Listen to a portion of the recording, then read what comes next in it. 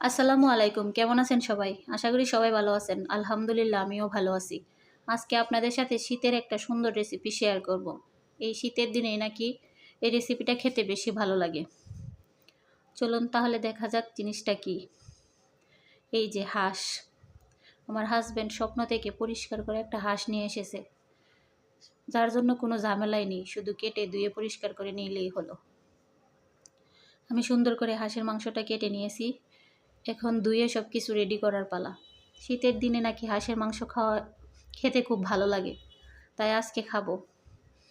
আলু, পেঁয়াজ আর ফোড়নের জন্য শুকনা মরিচ, তেজপাতা, লং, এলাচ, দারচিনি, জিরা। আর এদিকে আছে আদা বাটা, রসুন বাটা।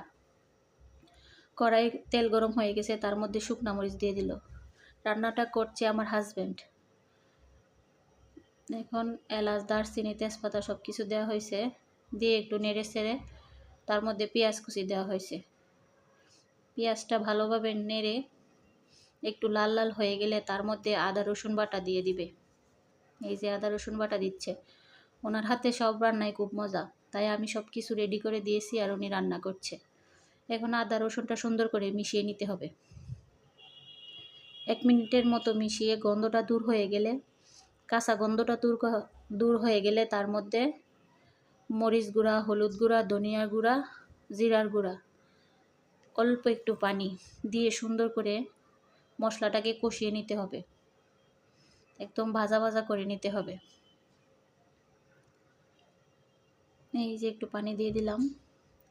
এখন কষানোর পালা। মশলাটা ভালো করে কষে গেলেই হাঁসের মাংস দিয়ে দেওয়া হবে। যে হাঁসের মাংস দিয়ে দিলাম। এখন আবারও একটু নাড়াচাড়া। আবার একটু ভালো করে নাড়াচাড়া দিয়ে লবণ দিয়ে দিল। লবণ দিয়ে আবারও ভালো করে মিশিয়ে ঢাকনা বন্ধ করে কষানোর পালা।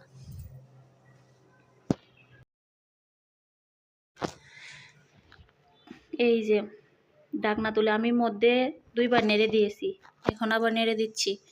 হাঁসের মাংস যত কষানো হবে ততই মজা, আমি যতটুকু জানি। তাই মাংসটাকে সুন্দর করে ঢাকনা বন্ধ করে মাঝারি আছে ভালো করে কষিয়ে নিচ্ছি। ফোনে কতটুকু বোঝা যাচ্ছে জানি না, কিন্তু বাস্তবে কষানোটা এত সুন্দর হয়েছে, মাশাল্লাহ। কয়েকটা কাঁচামরিচও দিয়ে দিলাম, দিয়ে আবারও নাড়াচাড়া দিয়ে ঢাকনা বন্ধ করে আবারও কিছুক্ষণ কষিয়ে নেব। সত্যি হাঁসের মাংসটা খেতে দারুণ হয়েছে। আর আমার হাজব্যান্ড রান্না করলে আল্লাহর রহমতে সব কিছুই খেতে ভালো হয়। কি জানি কিভাবে রান্না করে। এবার আলু দিয়ে দেওয়ার পালা। আপনারা যারা আলু পছন্দ করেন না, নাও দিতে পারেন, এমনি কষিয়ে রান্না করতে পারেন। কিন্তু আমরা আলু একটু বেশি পছন্দ করি, আর তাছাড়া ছোটো একটা বাচ্চা আছে, ওকেও আলু দিয়ে ভাত খাওয়াই, এই জন্য আলু দিলাম একটু বেশি। আবারও কষিয়ে ভালো করে নাড়াচাড়া দিয়ে ঢাকনা বন্ধ করে দিলাম। পানি গরম করে জল দিয়ে দিলাম, ভিডিও করতে ভুলে গিয়েছিলাম।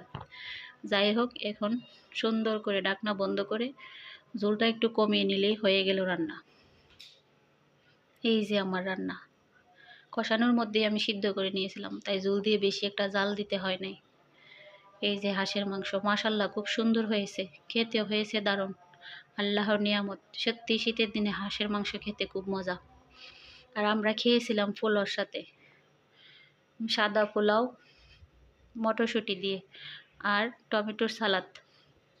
চ্যানেলটি ভালো লাগলে লাইক করবেন, কমেন্ট করবেন, শেয়ার করবেন। সবাই ভালো থাকবেন।